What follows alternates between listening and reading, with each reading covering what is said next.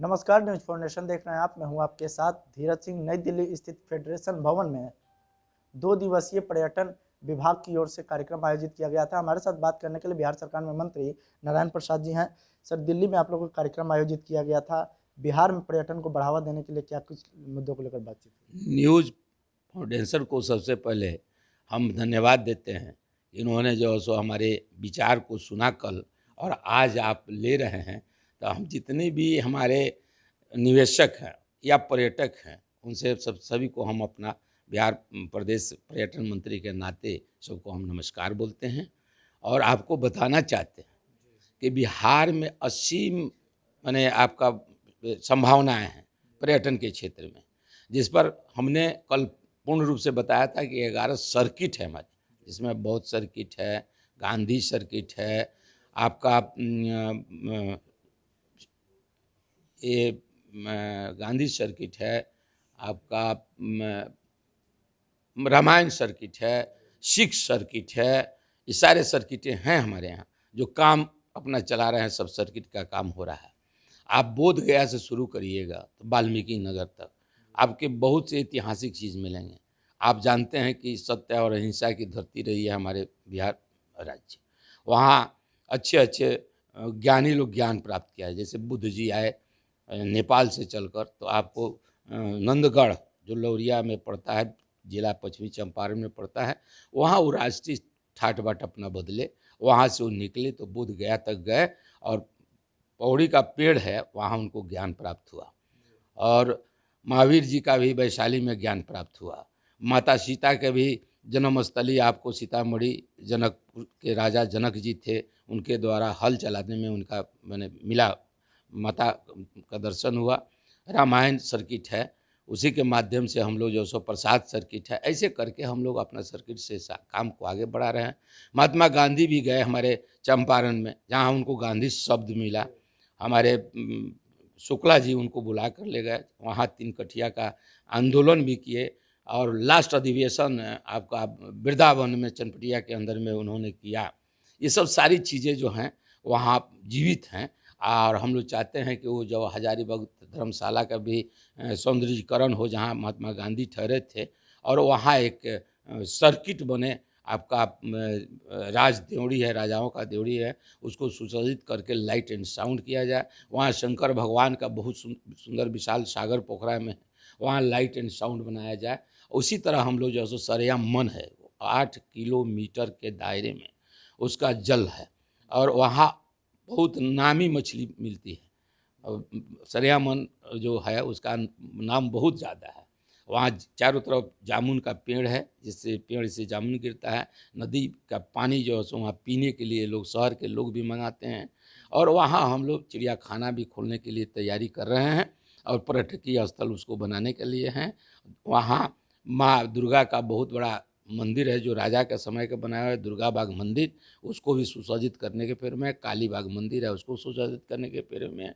और नंदगढ़ से हम लोग चलकर वाल्मीकि, जहाँ तपोभूमि रही है वाल्मीकि का, जहाँ माता सीता ने जो सो लौ और कुश को लेकर वहाँ गई थी, जो रामायण में सारी कथाएं हैं। अब माता ने वहाँ फिर पृथ्वी के अंदर में फिर प्रवेश कर गई हैं, वहाँ वो चीज़ है। इस चीज़ को हम लोग दिखाना, लोगों को, पर्यटकों को वहाँ ले जाना चाहते हैं। बांका में हमारा मदार पर्वत है, जहाँ पहले लोगों को जाने में काफ़ी कठिनाई होती थी।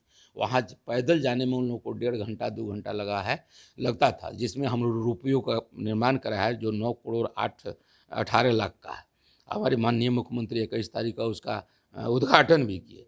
उसी जगह आपका डैम है, और रोहिणी डैम है, बहुत विशाल है, जो 9 किलोमीटर के अंदर में है।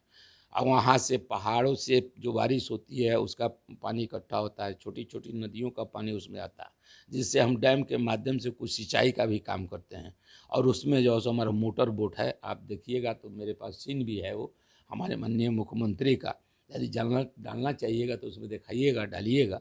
उन्होंने गया है, अपने डायरेक्शन दिया है, और वहाँ फिर पौधों को भी निर्माण करना है, और पर्यटकों के रहने के लिए, रात्रि विश्राम करने के लिए भी वहाँ एक टापू टाइप का है।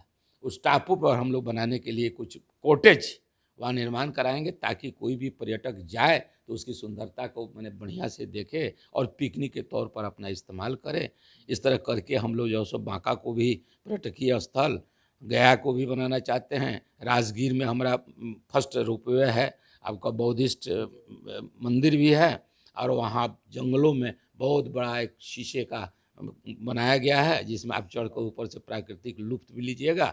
ऐसा जो है सो हमारा कैमूर में भी है। बहुत सी ऐसी जगह है बिहार में, कोने कोने हर जिला में कुछ ना कुछ पर्यटन की देखने वाली चीज़ है। इसी के लिए निवेश करने के लिए हम यहाँ पर्यटन विभाग के द्वारा जो कार्यक्रम रखा गया था और फिक्की के माध्यम से हम लोग निवेशकों को अनुरोध करने पहुँचे, और वहाँ से पर्यटकों को भी हमने बुलावा किया है कि आप आवें, बिहार में हर तरह की सुविधा आप लोग को मुहैया कराई जाएगी। एक सवाल है सर कि बिहार में इतने स्कोप होने के बावजूद भी पर्यटन के मामले में बिहार पीछे रह गया, तो किस तरह से निवेशकों को आशान्वित करेंगे कि बिहार में आने से उनको फायदा होगा?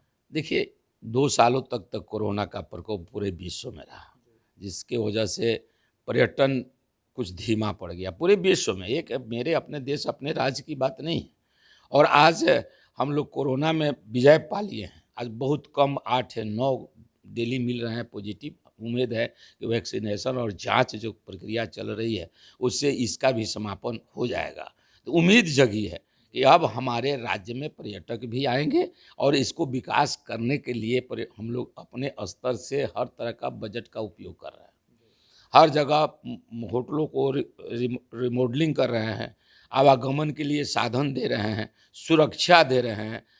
जितने भी होटल हैं हमारे, जैसे सुपौल है, आपका मुजफ्फरपुर है, पटना है, गया है, राजगीर है, मुंगेर है, हर जगह हमारी होटल वहाँ पर्यटन विभाग के बना हुआ है। वो पुराने टाइप के हो गए हैं, उसको रिमॉडलिंग करके हम लोग नए सिरे से उसको बनाने का काम कर रहे हैं। हर होटल में, हर स्टेशन पर हमारा, जैसे पटना हवाई अड्डा पर उतरिएगा तो वहाँ जो सो हमारा ऑफिस का आदमी है, वहाँ सारा डिटेल्स आपको मिलेगा। वहाँ से कांटेक्ट पर्यटक कर सकते हैं। आवागमन से लेकर, ठहरने से लेकर और घूमने के लिए सारी व्यवस्थाएं हम लोग करने के लिए सब काम चल रहा है। एक आखिरी सवाल है सर कि पर्यटन की दिशा में बिहार को आगे बढ़ाने में बाढ़ भी एक बाधा है, तो इसको कैसे निजात? बाढ़ के विषय में चर्चा हुई है। कुछ जगहों पर बाढ़ का पानी आ जाता है, इसलिए कि बिहार में नदियां जो हैं वो पहाड़ों से जुड़ी हुई है। जैसे हमारे वाल्मीकि नगर में नारायणी नदी है, वो नेपाल से होकर आती है। उसके लिए हम लोगों ने सारा व्यवस्था, उसका पक्कीकरण नदी के किनारे चंपारण तटबंध बनाकर उसको पक्कीकरण कर रहे हैं कि पानी उसका फ्लडिंग भीतर नहीं जाए। केसरिया में भी कुछ अंश पानी से आए थे, उसको भी हम लोग रोकने की कोशिश में हैं।